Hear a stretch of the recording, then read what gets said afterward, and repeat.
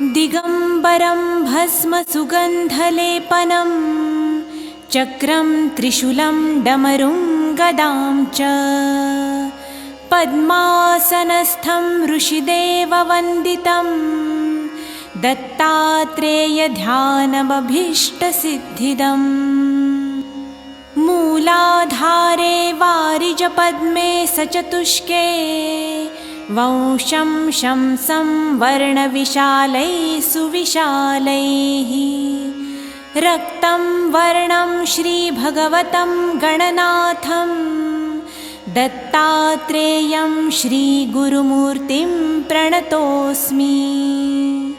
स्वाधिष्ठाने षट्दलपद्मे तनुलिङ्गे बालान्तैस्तद्वर्णविशालैः सुविशालैः पीतं वर्णं वाक्पतिरूपं द्रुहिणं तं दत्तात्रेयं श्रीगुरुमूर्तिं प्रणतोऽस्मि।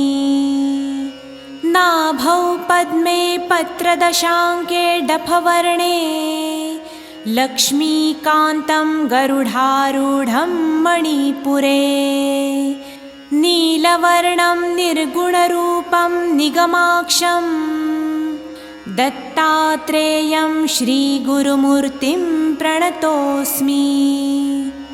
हृत्पद्मान्ते द्वादशपत्रे कठवर्णे अनाहतान्ते वृषभारूढं शिवरूपं सर्गस्थित्यन्तां कुर्वाणं धवलाङ्गं दत्तात्रेयं श्रीगुरुमूर्तिं प्रणतोऽस्मि।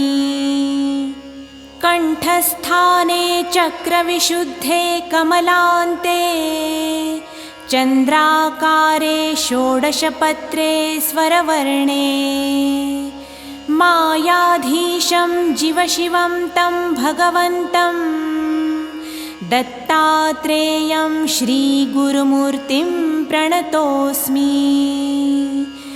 आज्ञाचक्रे भ्रुकुटिस्थाने द्विदलान्ते हंक्षं बीजं ज्ञानसमुद्रं गुरुमूर्तिं विद्युद्वर्णं ज्ञानमयं तं निटिलाक्षं दत्तात्रेयं श्रीगुरुमूर्तिं प्रणतोऽस्मि। मूर्ध्नि स्थाने वारिजपद्मे शशिबीजं शुभ्रं वर्णं पत्रसहस्रे ललनाख्येऽहं बीजाख्यं वर्णसहस्रं तुर्यान्तं दत्तात्रेयं श्रीगुरुमूर्तिं प्रणतोऽस्मि।